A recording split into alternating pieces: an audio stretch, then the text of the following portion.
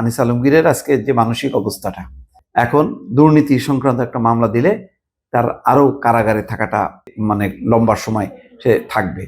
মোট কথা কারাগারের মধ্যে আটকে রাখা, কেন এগুলি কি জামিনযোগ্য মামলা না?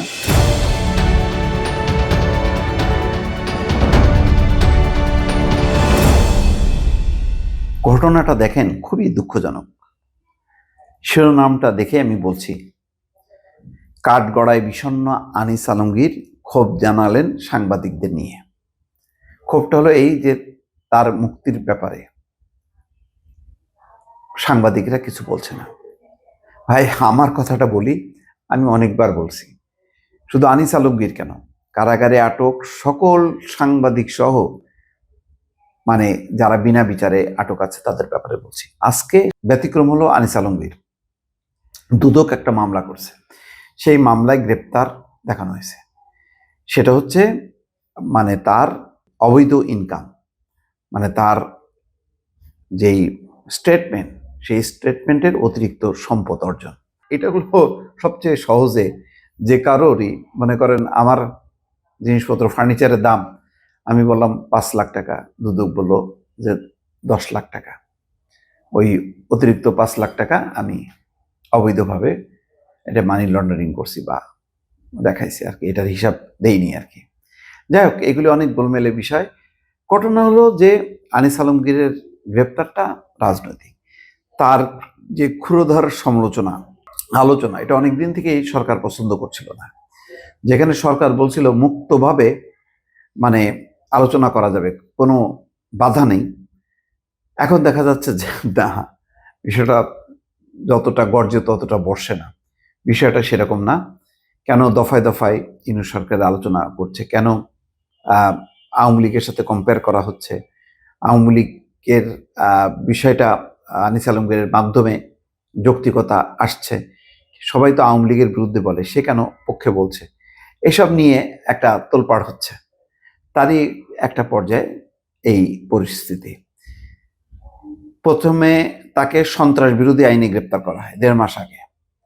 তারপর থেকে কারাগারে আছেন। অবৈধ সম্পদ অর্জনের একটি মামলায় তাকে গ্রেপ্তার দেখানোর আবেদন করেছে মামলার কর্তৃপক্ষ, দুর্নীতি দমন কমিশন। বুধবার সেই আবেদনের শুনানিতে তাকে ঢাকা মহানগর জজ আদালতে আনা হয়। কারাবন্দী আনিস আলমগীরকে সকাল 9টা 50 মিনিটে ঢাকা মহানগর দায়রা জজ আদালতের হাজতখানায় আনা হয়। 1 ঘন্টা পর বেলা 11টার দিকে তাকে হেলমেট, বুলেট প্রুফ জ্যাকেট সহ হাতকড়া পরানো অবস্থায় 15 থেকে 20 জন পুলিশের পাহারায় তাকে ঢাকা মহানগর জ্যেষ্ঠ জজ মোহাম্মদ সাব্বির ফয়েজের আদালতে আনা হয়। কাঠগড়ায় ওঠানোর আগে হেলমেট, হাতকড়া, বুলেট প্রুফ জ্যাকেট খুলে রাখা হয়। এই সময় আদালতে অন্য মামলার শুনানি চলছিল। কাঠগড়ার পেছনের অংশে দাঁড়ান আনিস আলমগীর।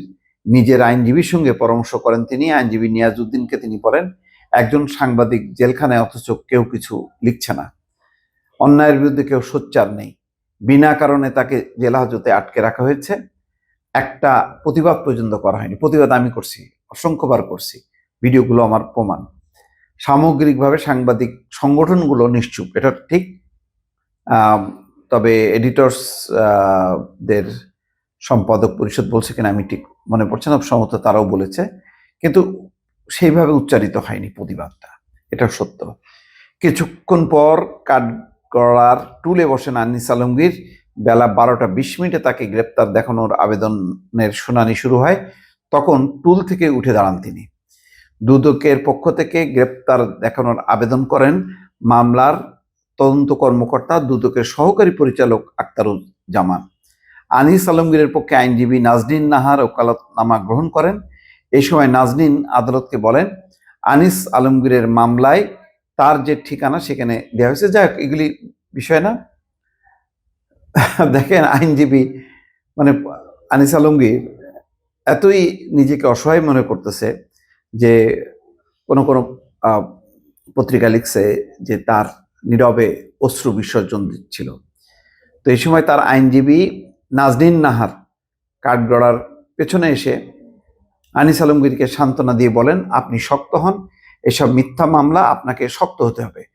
আপনি যদি শক্ত না হন তাহলে পরিবারও ভেঙে পড়বে। এটা সত্য। শুধু পরিবার নাই, যে আনিস আলমগীরের এই দুরবস্থা বা এই কষ্ট, এটা দেখে নিজেরও কষ্ট লাগছে।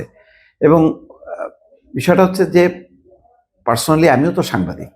আজকে আনিস আলমগীর ভিকটিম হয়েছে, কালকে তো আমিও হইতে পারি। খেয়াল করেন, মানে তার উপর আঘাত মানে আমি নিজেকে মনে করছি আমার উপর আঘাত। এখন অনেকে সেটা মনে করছে না, তারা মনে করছে যে কেউ বিরাগ ভাজন হতে চায় না, কিন্তু আমার এইসব ক্ষেত্রে কোনো রকম ইয়ে নেই। আমি আনিস আলমগীরের ক্ষেত্রেও বলেছি, কারাগারে যেই আটক সাংবাদিক আছে, ফারজানা রূপা, শাকিলের ব্যাপারে বারবার বলছি, তাদের একটা শিশু সন্তান আছে। এতদিন আজকে প্রায় 1.5 বছরের উপর তারা কারাগারে আছে। একটা নির্মম কাহিনী তো দেখেছে, যে সাদ্দাম, ছাত্রলীগের সভাপতি, বাগেরহাটে, সেখানে কি হলো, তার স্ত্রী আত্মহত্যা করলো, আত্মহত্যা করার আগে সন্তানকে সে হত্যা করলো। কতখানি মানসিক বিষণ্ণতা গ্রাস করলো। এগুলো ঠিক না, এগুলো হলো বিষণ্ণতা। আনিস আলমগীরের আজকে যে মানসিক অবস্থাটা, এটা 1.5 মাস ধরে প্রথমে মানে যে মামলা করা হয়েছে এটার কোনো ভিত্তি নাই, হলো যে ওই মামলায় তো কাজ হবে না, এখন দুর্নীতি সংক্রান্ত একটা মামলা দিলে তার আরো কারাগারে থাকাটা মানে লম্বা সময় সে থাকবে। মোট কথা কারাগারের মধ্যে আটকে রাখা। কেন, এগুলি কি জামিনযোগ্য মানে মামলা না? জামিন কেন দেওয়া হচ্ছে না, এটা হলো বিষয়। তো দুঃখজনক, এভাবে আসলে একটা সাংবাদিকের উপর আচরণটা, এটা গণমাধ্যমের জন্য ভালো কোনো সংকেত না দর্শক।